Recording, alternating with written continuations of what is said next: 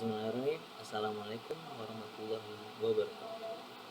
Perkenalkan teman-teman, nama aku Muhammad Al-Fatih Hamatul dari Prodi Administrasi Publik Universitas Jenderal Sudirman dengan NIM F1B025725187.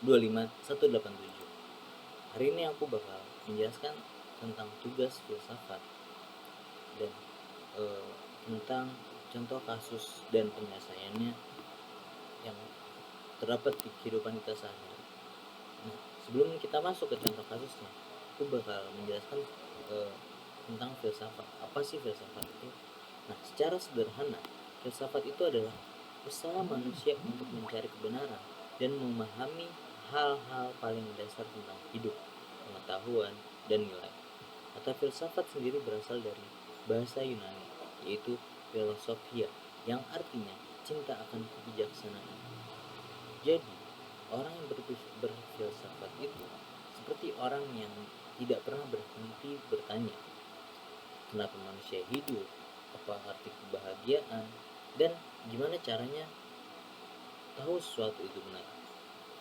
Filsafat bukan hanya teori yang dibahas di tempat-tempat tertentu, tapi di sana juga bisa cara untuk kita belajar memahami diri sendiri dan dunia sekitar dengan lebih bijak. Salah satu aliran filsafat yang sangat terkenal adalah Stoicisme.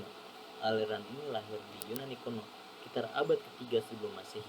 Diajarkan pertama kali oleh Zeno dari Citium dan dikembangkan lagi oleh tokoh-tokoh seperti Seneca, Epictetus, dan Marcus Aurelius, yaitu seorang kaisar Romawi yang merupakan seorang filsuf juga.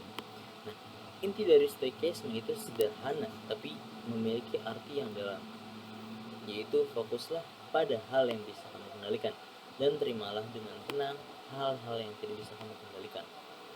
Karena untuk orang Stoik, kebahagiaan itu nggak datang dari dunia luar, tapi dari cara kita berpikir dan bereaksi terhadap apa yang terjadi.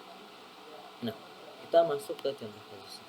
Contoh kasus yang pertama, bayangin kamu udah ngelamar di tempat yang kamu impikan, atau misal mungkin daftar kuliah, udah nyiapin berkas, udah latihan interview atau latihan tes-tesnya, terlalu doa tiap malam, tapi saat pengumuman keluar ternyata nggak diterima, pasti kayak aduh kecewa banget gitu. Tapi orang tua gak bakal berpikir seperti itu. Mereka bakal berpikir, aku udah berusaha sebaik mungkin, sisanya bukan di kendali aku. Nah, penyelesaiannya adalah daripada kita larut pada kekecewaan, orang stoik bakal berpikir bahwa evaluasi diri dengan tenang. Apa sih yang bisa diperbaiki untuk kesempatan berikutnya? Skill apa yang bisa kita kembangin? Nah, dengan cara itu kita tetap maju, bukan hanya menyerah dari kesalahan yang terjadi. Nah, contoh kasus yang kedua, bayangin kamu seorang content creator, lalu upload video di Instagram atau TikTok, niatnya cuma berbagi tapi malah mendapatkan komentar yang nyinyir atau yang jahat lah, negatif. Tapi orang fake gak bakal membuang energinya untuk marah ke orang itu. Mereka bakal berpikir, aku nggak bisa ngatur apa yang orang lain pikirkan, tapi aku bisa mengatur gimana aku menanggapinya. Penyelesaian adalah jangan membalasnya dengan emosi, lalu fokus sama niat awal kamu membuat konten, ambil kritik yang berguna dan buang yang gak perlunya. Dengan begitu kamu tetap tenang dan gak keganggu sama hal kecil. Nah, lalu contoh kasus yang ketiga itu sangat relate dengan kehidupan kita sebagai mahasiswa, yaitu tugas yang numpuk, deadline yang mepet, dosen yang memiliki keinginan lebih dari apa yang tidak bisa kita capai, belum lagi urusan organisasi, lalu kehidupan pribadi, dan pasti kita rasa pengen nyerah gitu. Tapi orang stoik gak bakal berhenti sampai situ, dan dia lalu bilang ke dirinya, aku nggak bisa ngatur seberapa banyak tugas yang dikasih ke aku, tapi aku bisa mengatur caraku menghadapinya. Nah, penyelesaiannya apa sih? Penyelesaiannya yaitu memprioritaskan tugas yang paling penting terlebih dahulu, lalu ambil waktu untuk istirahat atau refleksi, atau lihat semuanya sebagai proses untuk melatih kita lebih kuat.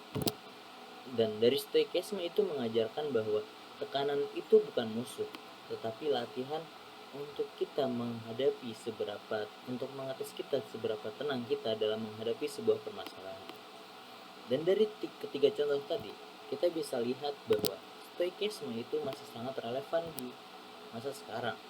Kita nggak bisa mengontrol semua dalam hidup, seperti gagal atau dikritik atau tugas perkuliahan, tapi kita selalu bisa mengontrol satu hal, yaitu pikiran dan sikap kita sendiri. Seperti kata Marcus Aurelius, kebahagiaan hidup bergantung pada kualitas pikiran kamu. Jadi kalau kamu pengen hidup tenang dan kuat, belajarlah buat fokus pada hal yang bisa kamu kendalikan, dan terima dengan lapang hati hal-hal yang gak bisa kamu ubah, karena disitulah letak kebijaksanaan sejati. Dan mungkin itu yang bisa aku sampaikan dalam tugas filsafat ini. Kurang lebihnya mohon maaf. Bila ada kesalahan kata, mohon dimaafkan, karena sejatinya kesalahan dari diri saya dan kebenaran dari Tuhan. Assalamualaikum warahmatullahi wabarakatuh.